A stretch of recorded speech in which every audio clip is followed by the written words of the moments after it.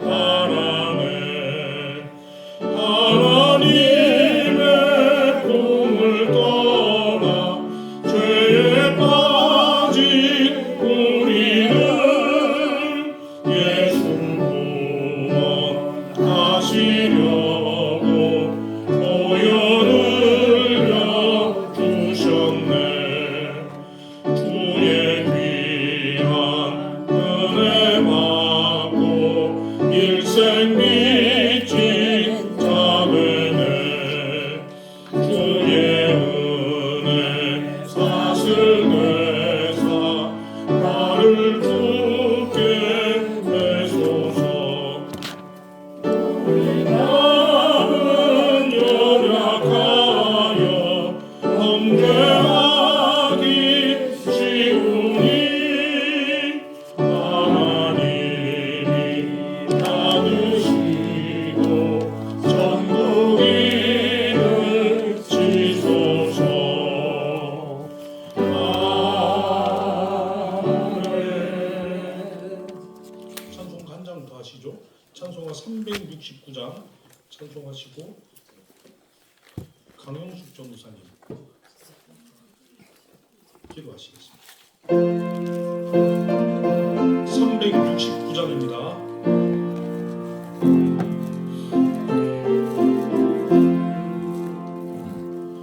죄짐 맡은 우리 구주 어찌 좋은 친구인지 걱정 근심 무거운지 우리 주께 맡기세. 주께 구함 없는 도로 복을 받지 못하네. 사람들이 어찌하여 나의 주를 모를까. 시험 걱정 모든 괴로움 없는 사람 누군가. 부질없이 낙심말로 기도드려 아뢰세. 이런 진실하신 친구 찾아볼 수 있을까. 우리 약함하시오니 어찌 아니하를까. 근심 걱정 무거운지 아니 진작 누군가.平安 저는 우리 예수 주께 기도드리세. 세상 친구 멸시하고 너를 조롱하여도 예수 품에 안기어서 참된 위로받겠네.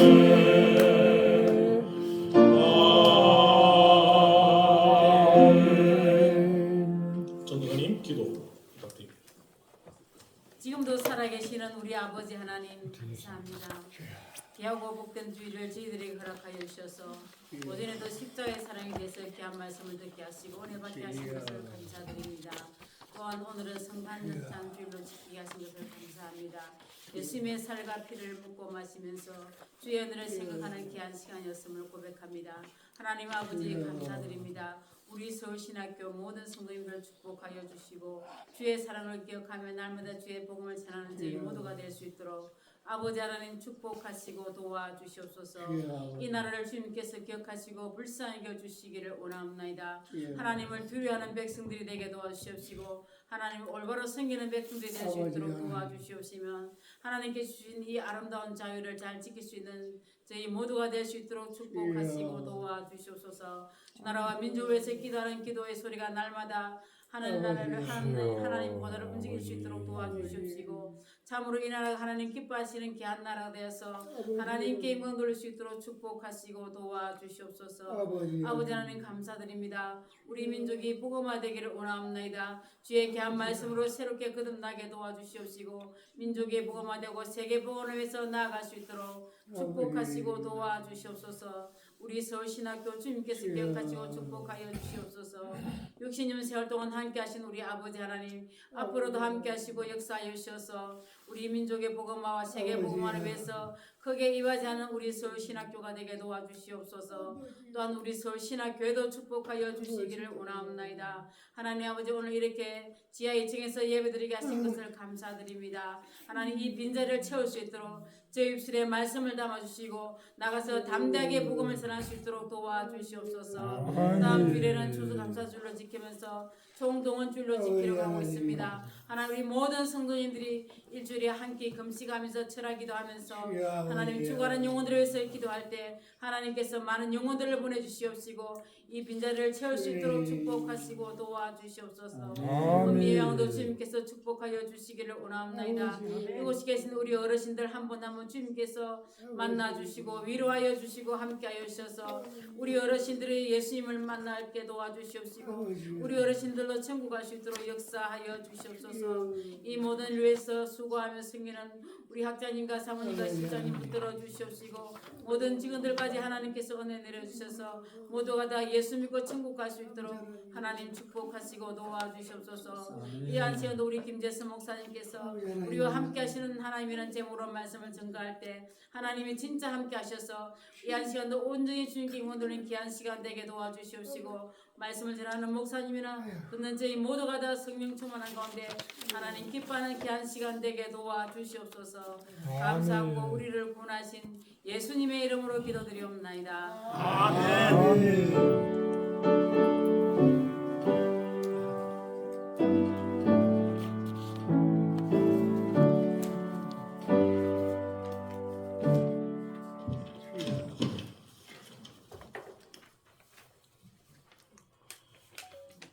우리 오늘 다니엘 6장의 말씀입니다. 다니엘 6장의 말씀인데요. 자, 우리 도입을 위한 글 한번 볼까요? 도입을 위한 글.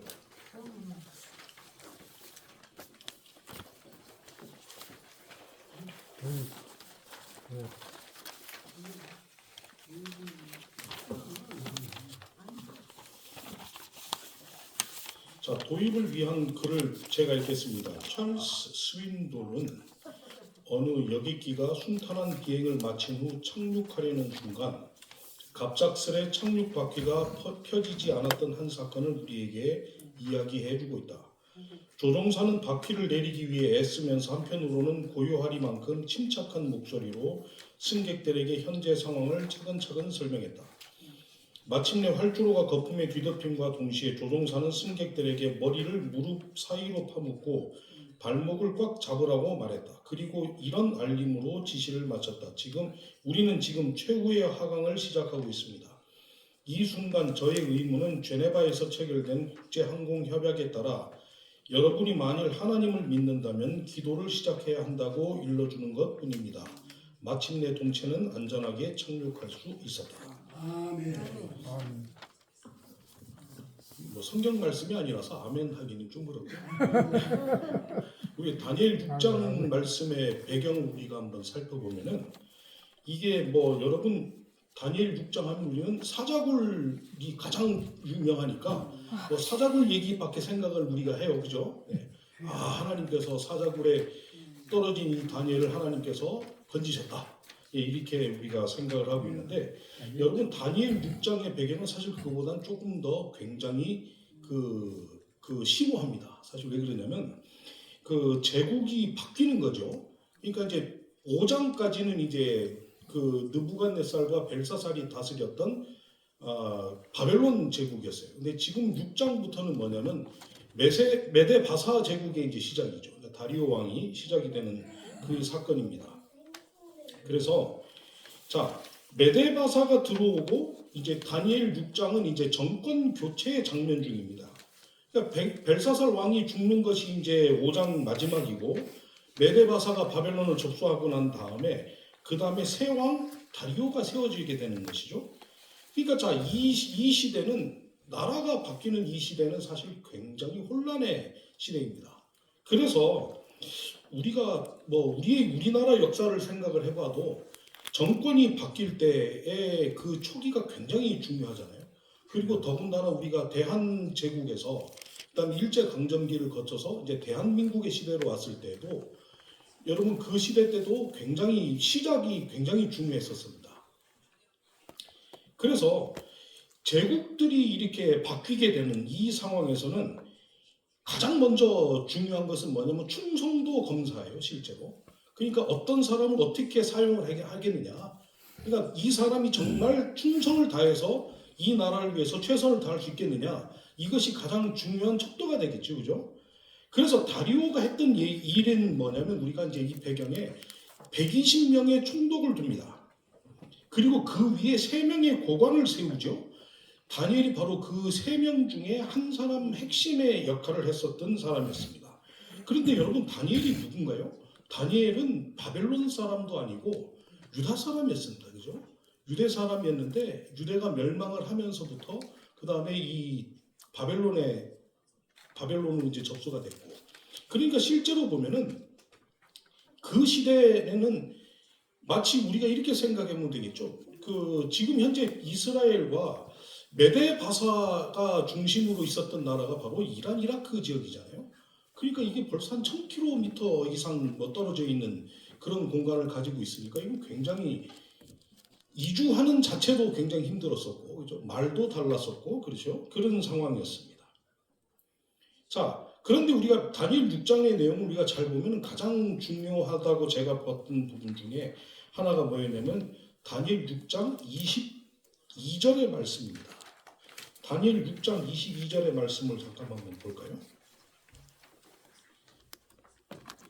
23절의 말씀입니다. 6장 23절의 말씀. 예.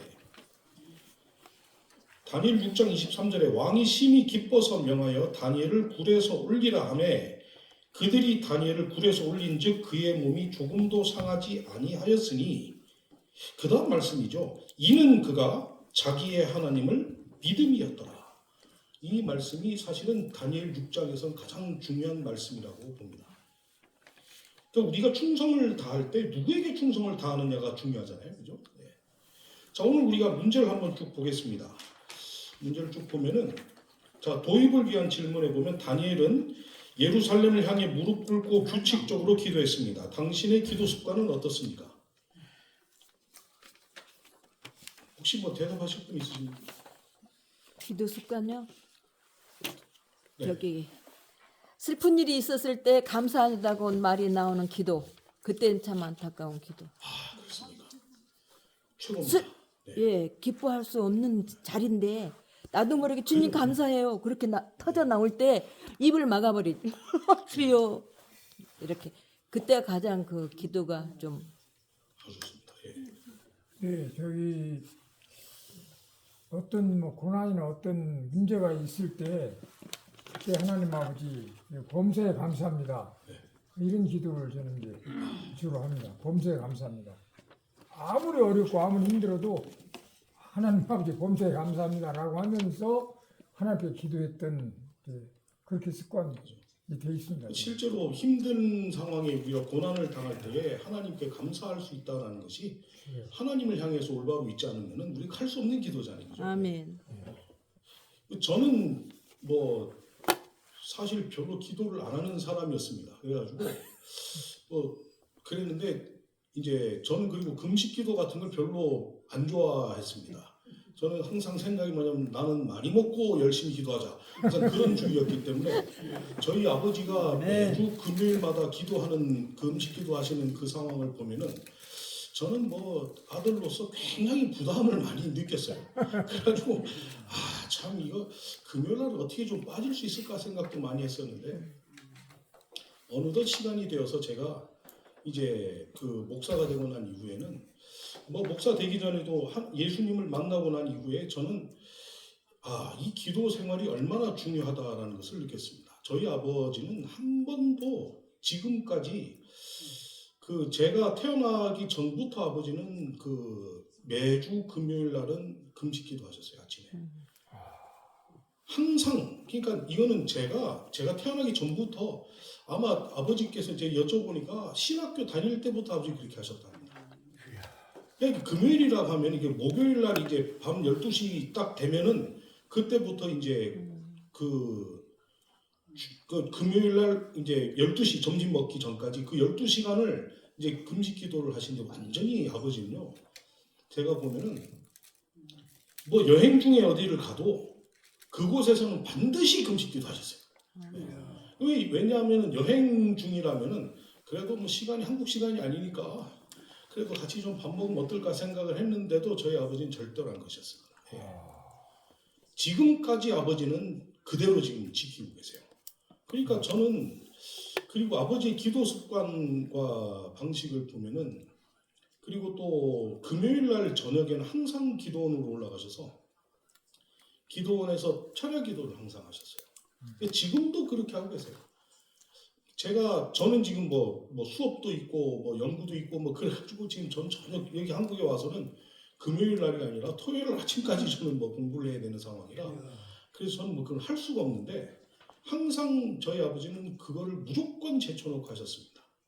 그 기도 습관이라는 게 제가 그래서 아버지한테 나중에 한번 좀 여쭤봤는데 이게 제가 성경 공부 중에 자꾸 저희 가족 얘기해서 죄송합니다. 원래 그런 거 저는 안 하는데 이 기도에 대한 것만큼은 저는 저희 아버지한테 반드시 아버지를 얘기를 해야 되는 거라. 아멘. 아버지가 40일 금식 기도를 끝내시고 난 이후에도 계속 뭐 철야기도 계속 하셨고 그 기도하실 때 아버지는 믿음에 대한 기도를 굉장히 집중해서 하셨대요.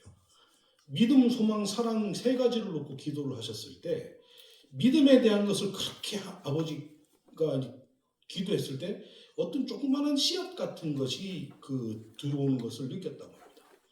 그 뒤로부터는 풍파가 뭐 일어나도 어떠한 일이 있어도 흔들리지 않는 그 믿음 안에서 기도하는 그 믿음을 가지고 계셨고 소망과 사랑에 대해서도 그렇게 각자 놓고 이렇게 기도하셨다고 합니다. 우리가 규칙적으로 기도한다라는 것은요, 사실은 이것이 사실 굉장히 중요한 내용이겠죠. 우리가 규칙적으로 기도한다라는 것은 우리의 시간을 내서야 되는 거죠. 그러니까 우리가 어려운 일이 있을 때 우리는 기도할 수밖에 없지만 어려운 일이 없을 때에도 기도할 수 있다라는 것은 사실은 이것이 굉장히 중요한 내용이었습니다. 오늘 다니엘의 내용을 우리가 함께 보면서 우리가 알 수 있는데요. 자, 이번에도 보면은 다니엘의 성공을 시기하는 사람들을 볼 때 영적 승리 후에 치러야 할 대가가 있음을 보게 됩니다. 여러분에게도 그런 경험 있으십니까? 네. 그런 경험 다 가지고 계시죠? 네. 아멘. 이게 뭐냐면 영적 승리 후에 치러야 할 대가들 이게 참 불신자들과 그리스도인들 사이에서 또 혹은 또 그리스도인들끼리의 사이에서도 이런 문제들이 일어날 수가 있죠. 예. 시기하고 질투하는 것 때문에 사실은 특별히 우리 그리스도인들끼리 같이 서로 시기하고 질투하게 해서 일이 일어나게 되면 우리는 이 밥상을 차려서 마귀에게 준 거하고 똑같습니다. 같은 편끼리는 절대로 싸우면 안 돼요, 우리가. 예. 그렇죠. 그걸 여러분 꼭 기억을 하셔야 될 것 같아요. 아멘. 자, 본문 질문을 보십시다. 본문은 벨사살이 죽은 후 메대 나라의 다리오 왕에 의해 메대와 페르시아로 나누어지고 총리셋을 두었지만 그 안에서 벌어지는 시기심과 질투에 대해서 보여줍니다. 위기 앞에서 다니엘이 하나님께 드렸던 것은 기도입니다. 기도라는 단어에 밑줄을 그으면서 읽어보십시다. 다니엘이 지금까지 섬겼던 세 왕을 한번 정리해 보시죠. 느부갓네살. 자, 느부갓네살 어떤 왕이었습니까? 느부갓네살. 예수님. 네? 예수님. 예수님은 아니고. 네. 느부갓네살은 누구였습니까? 느부갓네살은 유다를 완전히 멸망시킨 사람이었습니다. 뿐만 아니라 유다에 있었던 거죠. 예루살렘 성전을 완전히 파괴했던 사람이었죠. 네. 그리고 예루살렘 성전에 있던 모든 것들을 전부 다 어디 바벨론으로 끌고 갔던 장본인이 바로 누구냐? 느부갓네살이었습니다. 근데 여러분 여기서 우리가 생각해 봐야 될 것은 하나님께서 예루살렘 성전을 왜 멸망시키셨는지 그걸 가만히 보고 계셨다는 거예요. 하나님께서. 그 안에 법궤가 있잖아요. 법궤가 그 뒤로부터 소실이 돼서 지금까지 법궤는 어딘지 모릅니다. 아무도. 네. 그러니까 법궤는 하나님의 상징임에도 불구하고 이 법궤가 없어지는 거예요. 예루살렘 성전을 완전히 불로 태우고 그럼에도 불구하고 하나님께서 우리 말씀에 보면은 하나님이 느부갓네살 왕을 사용하셨다라고 말씀하시거든요. 예. 그러니까 느부갓네살은 그런 사람이었어요. 그럼 벨사살 왕은 어떤 사람이었죠? 벨사살은 다니엘 5장에 전장에 우리가 굉장히 명확하게 나와 있습니다. 그 벽에서 손가락이 나오죠. 네. 네, 벽에서 손가락이 나오죠. 손이 나와 사람 손이 나와서 막 글을 씁니다, 그죠? 근데 그 글을 쓰고 난 다음에 어떻게 될까요? 그거를 보고 벨사살 왕이 완전히 넓적다리가 떨리고 근데 그 전에 무슨 일이 있었을까요? 벨사살 왕이 했던 일이.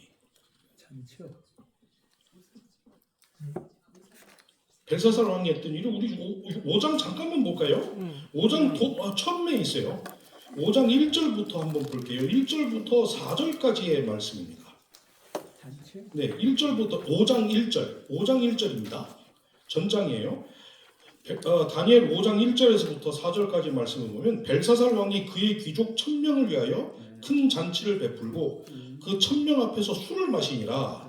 벨사살이 술을 마실 때에 명하여 그의 부친 느부갓네살이 예루살렘 성전에서 탈취하여 온 금, 은 그릇을 가져오라고 명하였으니 이는 왕과 귀족들과 왕후들과 후궁들이 다 그것으로 마시려 함이었더라. 이에 예루살렘 하나님의 전 성소 중에서 탈취하여 온 금그릇을 가져오매 왕이 그 귀족들과 왕후들과 후궁들과 더불어 그것으로 마시더라. 그들이 술로 마시고는 금, 은, 구리, 쇠, 나무, 돌로 만든 신들을 찬양하니라. 5절의 시작이죠. 그때에 사람의 손가락들이 나타나서 왕궁 촛대 맞은편 석회벽에 글자를 쓰는데 왕이 그 글자 쓰는 손가락을 본지라. 이렇게 시작을 합니다. 벨사살 왕이 했던 일이 뭐죠? 벨사살 왕에 대해서 성경은 이렇게 말씀하고 있어요. 예. 귀족들 1000명을 데리고 와서 그 앞에서 술을 마시고 아버지 느부갓네살이 가지고 예루살렘 성전에서 가져왔던 모든 성전 그 금그릇을 거기에다가 술을 부어서 마시는 것뿐만 아니라 그리고 그 다음에 그 귀족들과 왕후들과 후궁들이 이렇게 뭐를 했냐? 금, 은, 구리, 쇠, 나무, 돌로 만든 신들을 찬양하기 시작합니다. 네. 우리가 한번 그림을 그려보면은 이 예루살렘 성전에서 갖고 온 거 마시고 난 다음에 그 다음에 금으로 만든 신에 가서 막 이렇게 절하는 거예요, 그죠? 네. 자, 그 다음에 그 후궁들 다 데리고, 그죠? 네. 그 1000명이 같이 한 거 아니에요, 그죠? 또 술 다같이 따라 마시고, 그 다음에 나무로 만든 신에 또 다 같이 인사하고 절하고, 그죠? 네. 아, 이거 나무 신이야, 어쩌고 이렇게 했겠죠, 아마. 예. 이게 벨사살 왕이 했던 유일한 일이었어요. 성경은 그렇게 말씀하고 있거든요. 예. 그리고 그 다음에 이제 그 다리오 왕입니다. 다리오 왕은 총리를 셋을 두은 이유가 바로 그 다음에 나오는데요. 네. 오늘 6장 2절에 가서 보시면 이렇게 말씀하고 있습니다. 1절 2절에 다리오가 자기의 뜻대로 고관 120명을 세워 전국을 통치하게 하고 또 그들 위에 총리 셋을 두었으니 다니엘이 그 중에 하나이라. 이는 고관들로 총리에게 자기의 직무를 보고하게 하여 왕에게 손해가 없게 하려 함이었더라. 이것이 바로 그 얘기였습니다. 자, 다리오가 총리 셋을 둔 이유를 한번 보면 여기 이렇게 말씀하고 있죠. 이것은 국가의 통치 기강을 바로 세우는 것이며 매대의 철저한 행정 조직과 엄격한 국고 관리의 일면을 보여준다.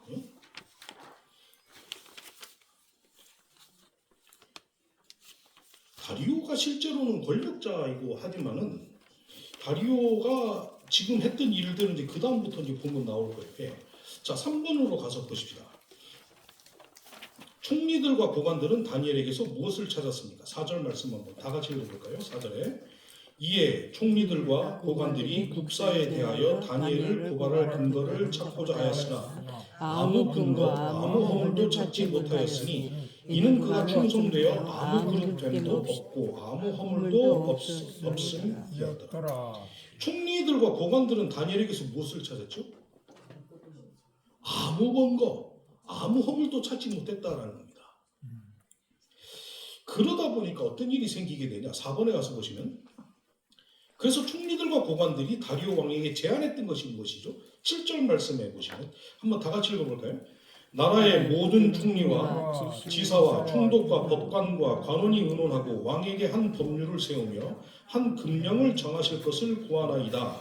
왕이여 그것은 곧 이제부터 30일 동안에 누구든지 왕 외에 어떤 신에게나 사람에게 무엇을 구하면 사자굴에 던져넣기로 한 것입니다. 자, 총리들과 고관들이 다리오 왕에게 제안했던 것이 법률을 세우자는 거죠. 30일 동안에 누구든지 왕 외에 어떤 신에게나 사람에게 무엇을 구하면 사자굴에 던져넣는 것. 자, 여러분 이 제도를 한번 생각을 해보면은 이것은 말이죠. 뭐냐면 페르시아의 금령이에요. 이것은 왕조차도 바꿀 수 없는 법이다라는 겁니다. 그러니까 이거를 만약에 왕이 여기다 도장을 찍게 되면 왕도 이 법에서 반드시 자유로울 수 없다라는 거죠. 그러니까 이것이 바로 생겨난 게 뭐냐면 지금 오늘날도 대통령도 그렇죠. 법에서 자유롭지 않잖아요. 대통령도 만약에 잘못할 때는 우리가 탄핵을 2번을 거쳐봐서 우리가 알지만은 대통령도 만약에 뭐 이렇게 될 경우는 이것의 시작이 바로 어디서부터였느냐? 페르시아 메데바사 시대부터였습니다. 그러니까 사실 페르시아 시대의 이 법령들이나 이런 것들이 사실 굉장히 오늘날까지도 영향을 미치는 부분이 많이 있어요. 특별히 이제 뭐 바리새인이나 뭐 예를 들어서 뭐 그런 바리새인들이 가지고 있었던 뭐 윤회 사상이라든지 그 다음에 바리새인들이 알고 있었던 뭐 천국에 대한 얘기라든지 이런 것도 사실은 뭐냐면 페르시아에서 일어났던 그런 사상을 굉장히 많이 답습한 겁니다.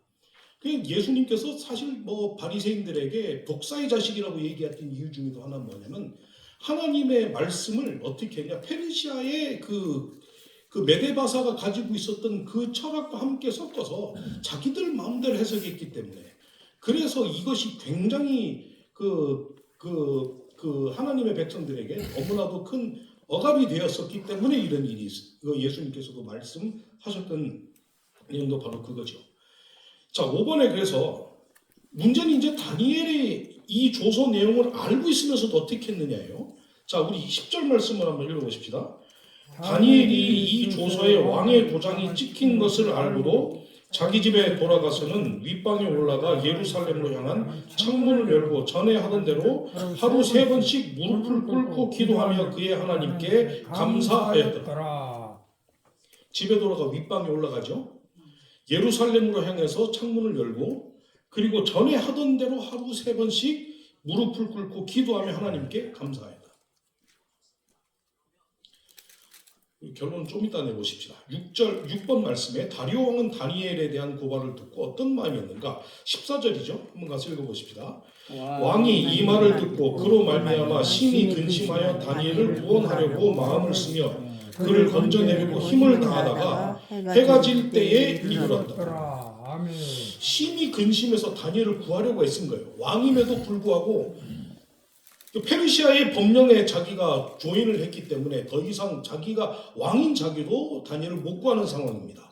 자, 그래서 17절에 보면은 다리오 왕은 사자굴에 던져놓은 다니엘에게 어떤 말을 했습니까? 16절의 말씀이죠. 읽어보십시다.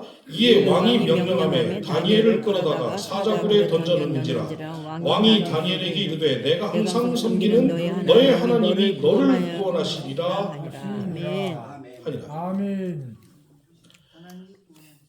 네가 항상 섬기는 너의 하나님이 너를 구원하실 것이다. 아멘. 네.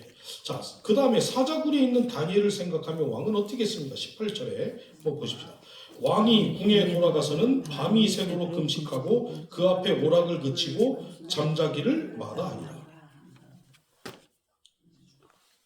제가 이 부분을 잠깐 오늘 보면서 무슨 생각이었냐면 야, 이 사람은 예수님을 하나님을 믿는 사람이 아니잖아요. 그럼에도 불구하고 이 사람의 기도 방식이 이러했다라는 거예요. 우리의 기도 방식은 어떠냐? 그 금식 기도한다. 이게 밤이 새도록 금식하고 그 앞에 오락을 그치고 잠자기를 마다했다. 네. 잠을 사실 많이 자야 시간이 빨리 가서 금식 기간이 빨리 끝나지 않겠어요, 그죠? 저는 사실 그렇게 생각을 많이 했었었는데. 네. 자, 그러면 9번에 한번 보십시다. 다니엘을 참수한 사람들의 최후는 어떻게 되었습니까? 24절에 말씀 한번 볼까요? 24절에 왕이 말하여 다니엘을 참수한 사람들을 끌어오게 하고 그들을 그들의 처자들과 함께 사자굴에 던져넣게 하였더니 그들이 굴 바닥에 닿기도 전에 사자들이 곧 그들을 움켜서 그 뼈까지도 부서뜨렸더라. 더라. 자, 그리고 다리오 왕이 다시 내린 조서의 내용이 무엇인가요? 26절, 27절입니다. 내가 이제 조서를 내리노라. 내 나라 관할 아래에 있는 사람들은 다 다니엘의 하나님 앞에서 떨며 두려워할지니 그는 살아계시는 하나님이시요 영원히 변하지 않으실 이시며 그의 나라는 멸망하지 아니할 것이요 그의 권세는 무궁할 것이며 그는 구원도 하시며 건져내기도 하시며 하늘에서든지 땅에서든지 이적과 기사를 행하시는 이로써 다니엘을 구원하여 사자의 입에서 벗어나게 하셨습니다 하였더라. 더라. 아멘.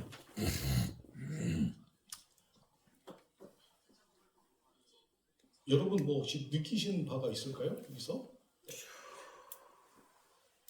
뭐 자유롭게 말씀하셔도 됩니다. 네. 자, 그러면 또 더 진행해 보십시다. 더 깊은 연구와 묵상을 위하여 보세요. 우리나라 천연기념물 제53호인 진돗개는 그 탁월성이 세계적으로 입증되고 있다. 이상한 것은 그처럼 뛰어난 진돗개가 군견이나 경찰견으로는 사용되지 않는다는 사실이다. 상식적으로 생각하면 진돗개의 우수성이 타의 추정을 불허하는 만큼 군견이나 경찰견으로 안성맞춤일 것 같다. 그러나 현실은 정반대다. 그 이유는 진돗개는 주인을 바꾸지 못하기 때문이라고 한다. 군대나 경찰에서는 한 사람이 평생토록 수색 및 경비용 개를 다루는 것이 아니다. 일정한 기간마다 담당자가 바뀌게 마련이다. 개 입장에서 보면 자기 주인이 계속 바뀌는 셈이다. 그때마다 세포트와 같은 다른 개들은 사흘이면 새 주인과 친해져 그의 명령을 따른다. 그러나 진돗개는 주인을 잊지 못해 새 주인을 따르지 않기에 군견이나 경찰견으로는 부적격일 수밖에 없다. 자, 그 다음 장 한번 넘겨서 보십시오. 다니엘은 포로로 잡혀가서 새 왕을 섬겼습니다. 그때마다 다니엘은 왕에게 인정받아 최고의 자리까지 올라갔지만 하나님을 섬기는 일에는 항상 정직했습니다. 하나님의 사람이 세상을 살 때 필요한 덕목에는 어떤 것이 있을까요?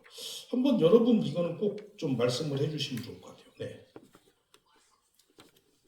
하나님의 사람 우리들이잖아요. 우리들이 지금 이 세상을 살 때 필요한 덕목이 어떤 것이 있겠냐 하는 거예요. 우리의 다니엘 6장을 보면서.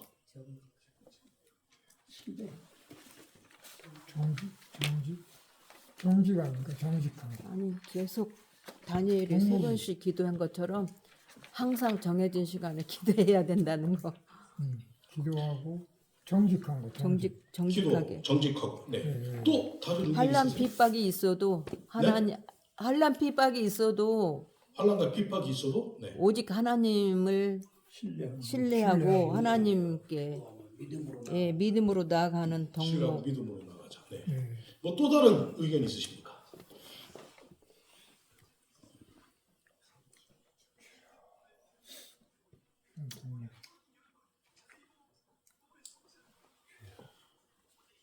뭐 습관적인 기도도 열심히 하면서 하여간 뭐 정직하게 보는 거를 어떤 상황 속에도 정직했다. 그게 정말 최고의 덕목인 것 같습니다. 여러분 우리가 다니엘을 제일 시작을 하면서 1장부터 여러분이 보시면은 그의 믿음대로라는 말씀이 나오고 있습니다. 다니엘의 시작은 바로 바벨론으로 끌려가서 이제 제사 음식을 먹지 않는 거였어요. 그렇죠? 그렇게 하고 자기는 이 제사 음식을 통해서 자기 몸을 더럽히지 않겠다. 그리고 자기의 믿음대로 그것을 한 겁니다. 그랬을 때 어떤 일이 일어났죠? 하나님께서 그와 함께 계셨어요. 그러고 나니까 다니엘은 어떻게 됐느냐? 다른 제사 음식을 먹는 사람들보다 훨씬 더 뛰어난 사람이 됐었고, 그리고 또 훨씬 더 어떻게 했습니까? 아름다운 사람이 되는 거죠. 네. 그 다니엘과 그 다음에 세 친구들 있잖아요. 사드락 메삭 아벤느고죠. 네. 이들이 어떻게 되느냐? 그때 당시에 바벨론을 주름 잡던 사람이 됐다라는 겁니다. 아멘. 근데 거기에 누가 있었느냐요? 하나님이 계셨다. 하나님. 아멘. 상식적으로 있죠. 채소만 먹으면 사람이 어떻게 될까요? 그죠? 네. 뭐 저의 입장으로서 도저히 이해가 안 되는 입장이지만 어찌됐든 간에 그 하나님 앞에서 자기의 뜻을 가지고 하나님 앞에 뜻을 세워서 기도할 때였습니다. 아멘. 자, 그리고 난 다음에 때가 돼서 이제 벨사살 왕의 때에는 다니엘은 자기 집권에서 물러난 때였잖아요. 그래서 벨사살 왕이 그것을 보고 난 다음에 어떻게 합니까? 다니엘을 다시 부르죠. 네. 그리고 여기에 대한 내용을 묻습니다. 이것이 무엇인가? 벨사살 왕 앞에 다니엘이 얘기했던 내용이 뭐죠? 하나님께서 세워보시니까 당신은 여기 맞지 않는다. 근데 오늘 밤에 이제 이 나라는 메대와 바사에게 이 나라가 끝이 난다. 네. 그 얘기를 합니다. 그리고서 다니엘은 거기서 또 다시 총리가 되죠. 네. 여러분 우리가 왕 앞에서 그렇게 얘기할 수 있다는 것은 사실 굉장히 큰 용기가 필요한 거죠. 네. 그러면 지금 다리오 왕 때는 이 사자굴에 이 모함을 받는 거잖아요. 네. 분명히 그 조서를 알고 있으면서도 불구하고 다니엘이 했던 행동이 뭐죠? 원래 했던 습관대로 네. 하나님 앞에 기도하는 거였습니다. 뭐 30일 동안 문 닫고 기도했으면 될 텐데 왜 문을 열어놓고 기도를 했을까요? 네. 여러분 여기에는 있죠. 굉장히 큰 용기가 필요합니다. 자기를 죽이려고 향하는 이 법이라도 하나님께서 있죠. 함께 계실 때는 이 법이고 뭐고 아무런 소용이 없다라는 거예요. 하나님께서는 이 나라를 망하게도 하시고 하나님께서는 이 나라를 다시 세우시기도 하시고 아멘. 그리고 이 세웠던 나라를 또다시 망하게 하십니다. 그러면서 하나님께서는 계속 그 가운데서 무엇을 하나님께서 보이시냐? 하나님의 온전한 주권자가 되신다라는 것을 하나님은 보이십니다. 다니엘은요, 이 세 왕을 거쳐가면서 최고의 정점의 자리에 올라왔습니다. 왜 그랬냐면 바로 그가 가지고 있었던 하나님에 대한 믿음이었죠. 그래서 이 키가 뭐였었냐면 24절의 말씀에 23절의 말씀이죠. 네, 23절 끝에 이는 그가 자기의 하나님을 믿음이었다. 아멘. 하나님을 믿는 믿음입니다. 근데 그 믿음은요, 여러분, 우리가 그냥 얻을 수 있는 믿음이 아니죠. 네. 제 친구한테 아무리 전도를 해도 이 친구는 절대로 못 믿겠다라는 거예요. 예. 성경을 아무리 읽어도 자기는 모르겠다라는 거예요. 왜 모르겠냐? 못 믿겠느냐? 자기는 믿을 수가 없는 내용이라는 거예요.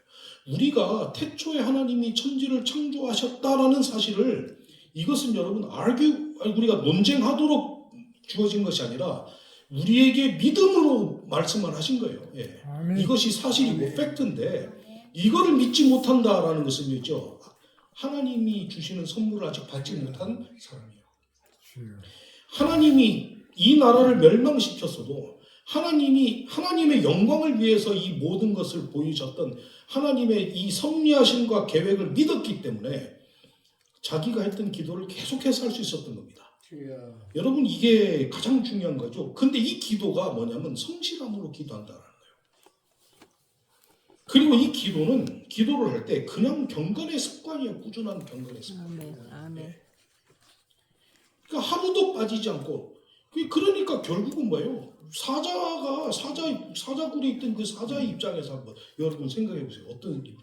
분명히 엄청난 먹이로 왔는데 하나님이 그 사자의 입을 막아놓으시니 그 사자가 보고 바라만 보는 거예요. 이 다니엘을.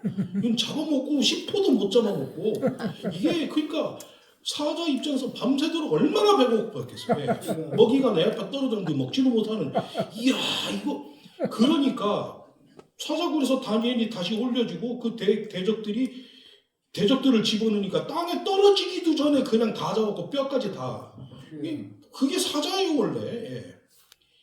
하나님은 말이죠. 그러니까 뭐냐면 온 우주 만물과 인간을 포함 모든 것을 다스리시는 분이시고 아멘. 주관하시는 하나님이시고 아멘. 이 모든 것들 사이 이 역사들 사이에서 하나님께서 홀로 영광 받으시는 그런 역사들이 계속 일어나고 있다는 겁니다. 아멘. 그러니까 어떠한 어려움에도 하나님을 향한 믿음이 있다라고 하면은 우리는 그 신앙에 대한 담대함이 생기겠죠. 네. 그리고 그 다음에 그렇게 되면 우리는 어떤 중심으로 살 수 있겠죠? 하나님을 중심으로 하는 삶을 살 수 있습니다. 아멘. 이것이 바로 다니엘 6장에서 말씀하고 있는 굉장히 중요한 내용입니다. 하나님께서 그와 함께 계시지 않았더라면이죠. 그런데 그런 전제는 있죠. 우리에게 절대 일어날 수 없는 전제잖아요. 왜 그러냐면 하나님은 우리를 지금의 이 자리에 보내신 것은 하나님이 우리와 함께 계시기 때문에 그러신 거예요. 그리고 우리에게 오늘 설교 아침에 오전에 설교 말씀을 들으면서 무슨 생각을 해봤냐면 만약에 이 시대의 사람이 내가 되었었다면 만약에 또 초대교회 성도들처럼 내 목숨을 내놓고 내 가죽이 벗겨지는 그 고통을 당하는 그 자리로 내가 만약에 태어났다면 왜 하나님이 지금 이 자리에 저를 세우셨는가 생각해 본 거예요. 나는 내 믿음의 분량을 하나님이 알고 계시니까 지금 이 땅에서 태어나게 하신 거지. 내 믿음이 진짜 정말 최고의 믿음을 가지고 있어서 하늘의 해와 같이 빛나는 그런 믿음을 가지고 있었다면 나는 당연히 초대교회 성도로 태어날 수 있지 않았었겠는가 생각을 해봤습니다. 네. 그죠? 하나님께서 모든 것을 주관하시죠. 네. 하나님 중심으로 사는 삶이에요. 다니엘 이야기가 우리에게 가르쳐 주는 것은 뭐냐면 사자굴을 견디는 법을 가르쳐 주는 것이 아닙니다. 하나님이 기뻐하는 사람이 이 세상 속에서 어떤 빛깔을 가진 삶을 사는 것인가를 보여주고 있는 것이 바로 이 다니엘 6장의 말씀의 내용이죠. 우리가 그래서 이어서 내용을 좀 한번 보시면요. 총리들과 고관들이 다니엘의 신앙에 대해서 고발했습니다. 그럼에도 불구하고 왕의 명령보다도 하나님을 경외했던 다니엘의 믿음을 보게 됩니다. 여러분은 다른 사람들이 가진 신앙의 장점을 어떻게 세워주고 있습니까? 적용을 위한 글을 한번 보십시다. 하나님을 믿는 사람들은 인생에 있어서 다니엘과 같이 승리한 사람이 되어야 됩니다. 그러나 그 승리의 배후에는 하나님을 믿는 신앙이 있음을 잊지 말아야 하며 승리한 후에 치러야 할 대가가 있음을 기억해야 합니다. 때로는 시기와 질투, 모함이 찾아오고 생명까지 위협받을 수 있습니다. 주님께서도 겟세마네에서 기도하신 후 십자가를 지셨습니다. 하지만 오히려 십자가를 영광의 면류관으로 바꿔놓으셨습니다. 다리오 왕도 다니엘이 섬기는 하나님을 찬양하면서 나라가 형통해지는 복을 얻었습니다. 다니엘에 대해서 모함하는 사람들의 최후는 비참했지만 승리 후에 있을 대가를 지불한 다니엘은 하나님을 세상에 드러내었습니다. 이것이 바로 역전 인생입니다. 아멘. 그죠? 하나님을 믿는 사람들이 하나님 중심의 삶을 살게 되면요. 내가 무엇을 위해서 공부를 해야 될까? 내가 무엇을 위해서 지금 일을 해야 되는가? 분명히 신앙의 노선이 정확하게 정해집니다. 비행기는 절대로 빠꾸할 수 없는 거예요. 다른 교통수단들은 전부 다 빽하잖아요. 그죠? 비행기가 절대로 뒤로 돌지 못하는 것은 비행기가 만약에 그렇게 했다 다 죽기 때문에 그럽니다. 예. 자, 적용 및 결단을 위한 질문입니다. 다리오 왕의 조서에도 불구하고 늘 하나님께 기도했던 다니엘의 모습을 보면서 어떤 시련이 와도 평안을 잃지 않는 마음과 하나님을 경외하는 믿음을 배우게 됩니다. 여러분의 삶 속에 찾아오는 시련에 대해서 하나님을 전적으로 신뢰하며 기도하고 있습니까? 시련이 없으면 하나님이 살아계심을 어떻게 알 수 있을까요, 우리가? 그죠? 네. 그런데 그 시련 속에서도 하나님은 피할 길을 이미 주시기 때문에 여러분 그 피할 길을 하나님 안에서 찾아야 됩니다. 인간의 삶에서 찾지 말고 절대적인 하나님을 향한 믿음을 가지고 이 시련이 왔을 때 내가 사자굴에 가도 나는 그냥 간다. 아멘. 기도한다. 할렐루야. 이 누구보다 중요하겠죠. 아멘. 아멘. 마지막입니다. 다니엘의 신앙은 다리오 왕과 그 백성들이 하나님을 바라보게 했고 이로써 다리오 왕의 시대와 바사 사람 고레스 왕의 시대는 형통했습니다.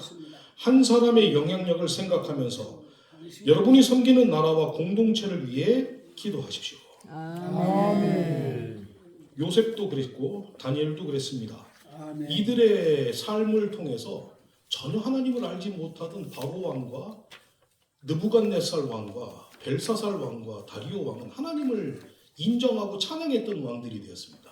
여러분 우리의 삶이 바로 이런 삶이 된다면은 하나님께서 정말 우리를 통해서 얼마나 기뻐하시고 영광을 받으실까 생각하면 우리가 이 땅에 온 목적을 잘 달성하는 거라고 생각합니다. 아멘. 혹시 질문 있으십니까? 너무 잘 설명. 제가 너무 늦게 끝냈네요. 지금 아니, 네, 너무- 48분인데 아니 너무 잘해 주셔가지고 너무 잘해 주셔서 설명을 충만하십니다. 설명할 게 없어요. 너무 잘 말씀해 주셔서 질문하시면 제가 3시 반까지 할 수 있습니다. 아니면 4시까지도 할 수 있고. 네. 자, 우리 다 같이 기도 한번 하실까요? 네. 우리가 성령 충만, 예수님의 성품, 서울신학교 세계복음화, 이 모든 것이 하나님의 영광을 위해서 잘 세워질 수 있도록 우리 다 같이 기도하십시다. 아멘. 아버지 하나님, 주님 감사합니다. 다니엘서를 통하여 오늘 알게 하시고 깨닫게 하시고 다시 한번 각성케 하시니 감사합니다. 다니엘처럼 환난 핍박이 와도 어떤 역경이 와도 이길 수 있도록 굳건한 믿음을 주시옵소서. 확고한 믿음을 주시옵소서. 체험하는 신앙을 주시옵소서. 오 주님 감사합니다. 주님 감사합니다. 알렌디스의 원대 에셀루마 할렐루야 할렐루야. 주님 감사합니다. 주님 감사합니다. 아이엔데스 크라이드 아버지 감사합니다. 주여 감사합니다. 감사합니다. 지금 이 나라 이 핍박이 주님 우리 믿는 사람이 주님 내 레스키를 아버지 옥에 갇힌 목사님들도 계시고 하나님 아버지여 다니엘처럼 굳건하게 그곳에서 하나님의 승리를 할 수 있도록 역전하게 하여 주시옵소서. 주여 아세마이케 주님 감사합니다. 주님 감사합니다. 안에서 홈마에 놀리세에서 할렐루야 주님 감사합니다. 올라시머리 할렐루야 주님 감사합니다. 주님 감사합니다. 사용하여 주시옵소서. 하나님 아버지 은혜와 사랑을 감사합니다. 다니엘 6장의 말씀을 통해서 주여 감사합니다. 아버지 하나님 우리의 삶이 어떤 방향으로 가야 될까를 잘 생각할 수 있는 기회를 주심을 감사합니다. 아멘. 이 세계가 아버지 하나님 이 나라가 아무리 급변하고 어지럽고 정신없이 돌아간다 할지라도 우리가 아버지 하나님 우리가 태풍 속에 있을지라도 그 눈의 중심은 아버지 하나님이시기에 우리가 주님만을 온전히 붙잡고 주님의 날개 아래 아버지 하나님 우리들이 거하면서 온전히 아버지 하나님 앞에 영광 돌리는 삶으로 아버지 하나님 우리들을 사용하여 주시고 드러낼 수 있도록 인도하여 주시옵소서. 우리가 기도하는 성령 충만함과 예수님의 성품을 닮아서 아버지 하나님 불신자들이 우리의 모습을 바라보고 아버지 하나님을 다시 찾게 되는 그런 일들이 생길 수 있도록 도와주시고 아버지 하나님 서울신학교와 세계복음화를 위해 우리가 기도하며 우리가 이 일에 아버지 하나님 미랄이 될 수 있도록 주님께서 늘 함께 하시고 인도하여 주시옵소서. 이제 아버지 하나님 한 주간의 삶을 다시 시작합니다. 우리들에게 이 삶을 허락하심을 감사합니다. 이 삶을 살 때에 아버지 하나님 온전히 주님을 향해 나침반이 돌아가 있고 아버지 하나님 주님만을 바라보며 무슨 일을 하든지 무엇을 생각하든지 오직 주님의 영광을 위해서 앞으로 전진하는 우리 모두가 될 수 있도록 인도하시고 좌로나 우로나 치우치지 않도록 늘 주님께서 우리를 붙드시고 인도하여 주시옵소서. 돌아가는 발걸음 주님께서 복의 복을 더하여 주시옵시고 친히 안수하여 주시고 다음 주에 다시 건강한 모습으로 만날 수 있도록 주님께서 인도하여 주시옵소서. 예수님 이름으로 기도드립니다. 하늘에 계신 우리 아버지여 이름이 거룩히 여김을 받으시오며 나라의 나시며 뜻이 하늘에서 이룬 것 같이 땅에서도 이루어집니다. 오늘날 우리에게 일용할 양식을 주시고 우리가 우리에게 죄 지은 자를 사하여 준 것 같이 우리의 죄를 사하여 주시고 우리를 시험에 들게 하지 마시며 다만 악에서 구하옵소서. 내게 나라와 영세와 영광이 아버지께 영원히 있사옵나이다. 아멘.